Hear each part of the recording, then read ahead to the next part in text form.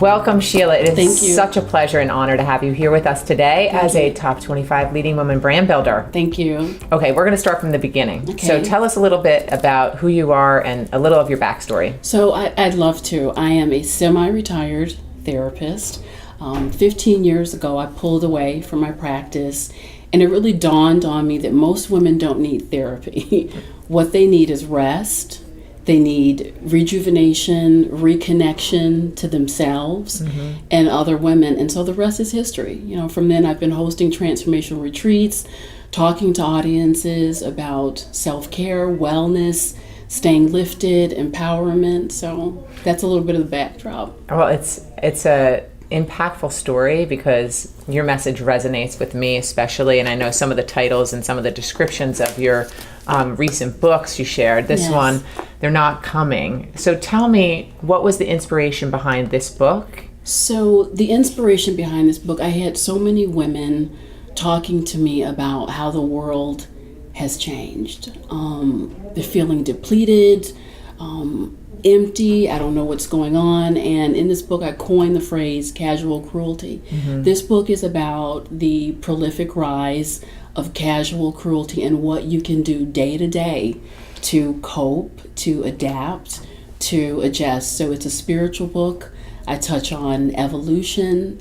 I touch on the power of relationships and what you can do when they kind of go south to keep yourself whole and together. So it's an interesting read. I can't wait to read it in full. Thank you. I want to bring up one other book because I think that this is such a reminder and keeps you grounded. So how does joy show up for you? Joy shows up for me with my work, with my Sophie, and the inspiration for this book was, again, so many women and men that I met, you know, falling into depression, anxiety. Things can happen in life. It's not always this joyous bowl of cherries. And this book is about a one-step process. Just get your clothes on and go and show up. You have to show up for good things to happen. So it's just funny stories. Again, an interesting read, one-step process. All right. Well, I have my summer reading from me. Thank you. I want to talk about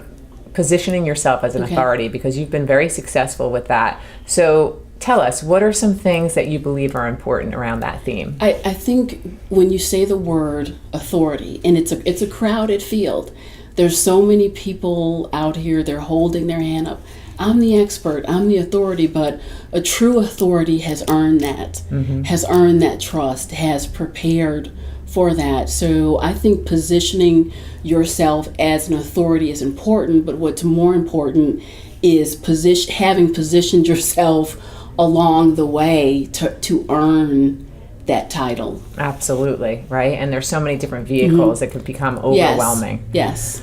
All right, so we have two more questions. One is, if you could sit down with any marketing guru, or it doesn't have to be one, I won't limit you, who would that be? You know, it's not going to be a name that most people know. I would pick my grandfather, and he's passed on. His name was Thomas. Only made it to the 3rd grade, but he was a marketing guru, and he didn't know that. He actually opened one of the first original chicken and waffle shops in the South. It was very successful. People came from miles and miles around, and it was built on the food was good, but it was his personality. He understood relationships, and he would always tell us the best time to build a relationship is when you don't need to. Build your relationships, build those foundations, and they're always going to be there for you. Isn't that beautiful advice? Right? It was. It served me very well. Aw, I love that. Okay, so our last question, being the theme is being the change, is the theme for the recognition event. So how do you see yourself being the change in your life? I see myself as the voice reminding the world, you know, revolutionizing how we think about mental health, how we think about accessing those wellness services. I see myself as the person continuing to change. how we feel about ourselves, how we feel about self-care, what it means to stay lifted, what it means to really engage your community from the inside out. And my work is that change, and my hope is that it will continue to grow. Right. I can't tell you how important I think your work is, and how elevating that vibrational tone within human beings has to start changing, because I understand this self-sabotage that especially women put themselves under. I mean, some of the most successful women come through this platform, and they are the worst critics of themselves. And so that has to change, and I'm glad that it's in your hands to help us do that. And once again, I'm so honored to have you here today. Thank you so much. Okay, we will see you on September 22nd. Yes, All right. Congratulations. Thank you. All right.